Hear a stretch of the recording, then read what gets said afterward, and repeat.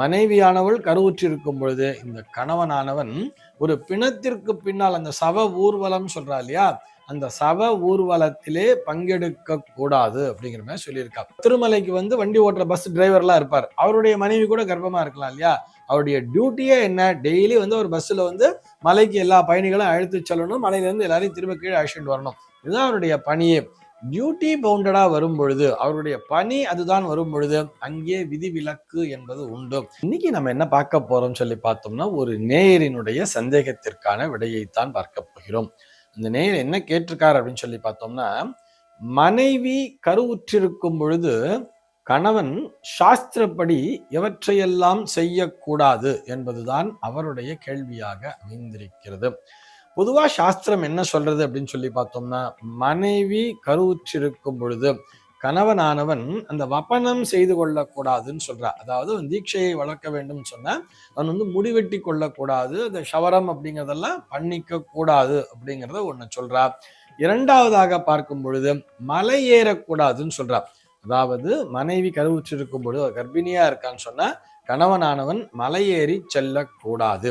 மூன்றாவதாக கடல் வழி பயணம் மேற்கொள்ளக்கூடாதுன்னு சொல்றார். அதாவது அந்நிய தேசம் செல்லுதல், அயல்நாடு செல்லுதல், இந்த மாதிரி கடல் வழி பயணம், கப்பலை கடல் தாண்டி செல்லக்கூடாது அப்படிங்கிற மாதிரி சொல்லியிருப்பா. அதற்கு அடுத்தபடியாக பார்த்தோம்னா பிணத்தின் பின்னால் செல்லக்கூடாது அப்படிங்கிறதையும் சொல்லியிருப்பா. அதாவது தன்னுடைய பத்னி கர்ப்பமா இருக்கான்னு வரும் பொழுது, மனைவியானவள் கருவுற்றிருக்கும் பொழுது இந்த கணவனானவன் ஒரு பிணத்திற்கு பின்னால் அந்த சவ ஊர்வலம் சொல்றா இல்லையா, அந்த சவ ஊர்வலத்திலே பங்கெடுக்க கூடாது அப்படிங்கிற மாதிரி சொல்லியிருக்கா. நிறைய விதிமுறைகள்லாம் வர்றது. இப்ப இங்க நமக்கு நிறைய சந்தேகங்கள் என்பது வரும்.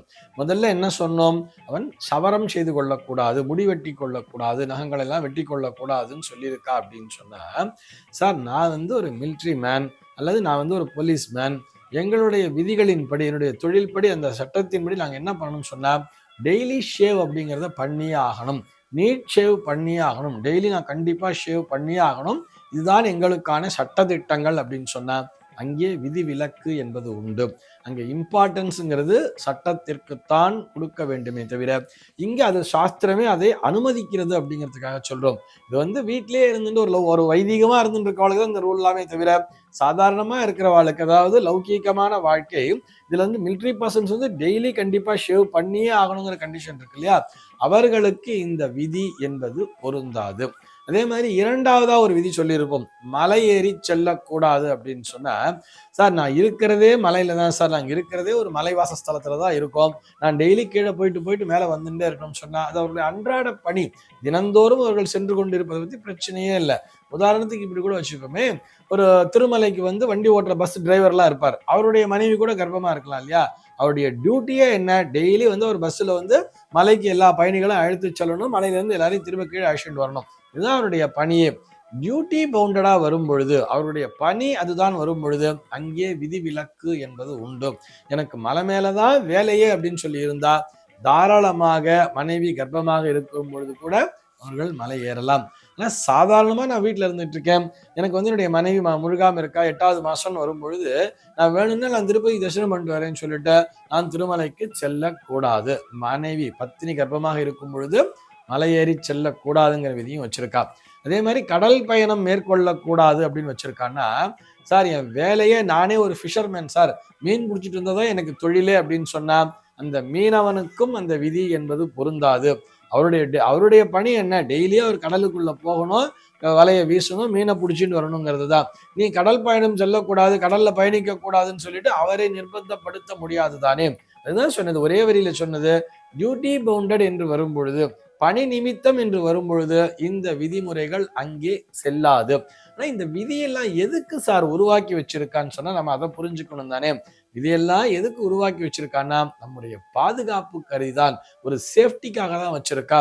அதாவது கடல் பயணம் அப்படிங்கிறதுல ரிஸ்க் இருக்கும் தெரியும் தானே. இங்க இங்க மனைவி கர்ப்பிணியா இருக்கா அப்படின்னு சொல்லும் பொழுது அந்த ரிஸ்கை நம்ம மேற்கொள்ளக்கூடாது.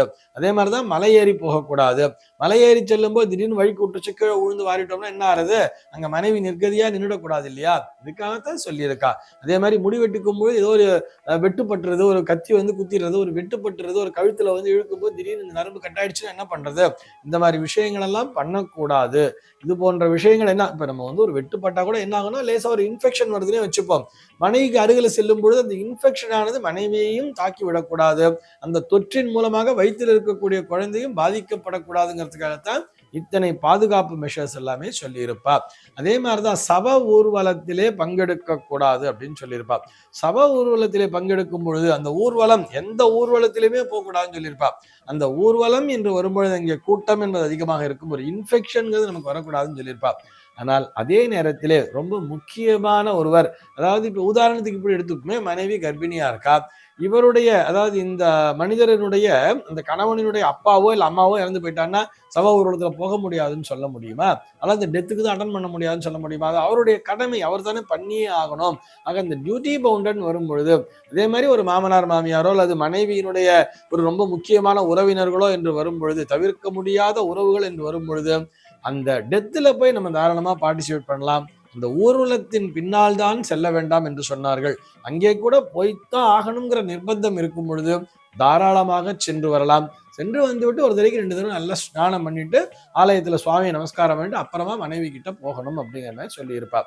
இது அனைத்துமே எதை முன்னிறுத்தி சொல்லியிருப்பார்கள் சொல்லி பார்த்தோம்னா, அந்த மனைவி, அந்த பெண் மற்றும் அவருடைய கருவிலே வளரக்கூடிய அந்த கர்ப்பம் என்பது இருக்கிறது அல்லவா, அது மேல எந்த விதமான நெகட்டிவ் எனர்ஜி, அதாவது எதிர்மறை சக்திகள் எதுவும் அங்கே அண்டிவிடக்கூடாது என்கின்ற இந்த பாதுகாப்பு கருதித்தான் நம்முடைய சாஸ்திரமானது இது போன்ற விதிகளை வலியுறுத்தி சொல்கிறது.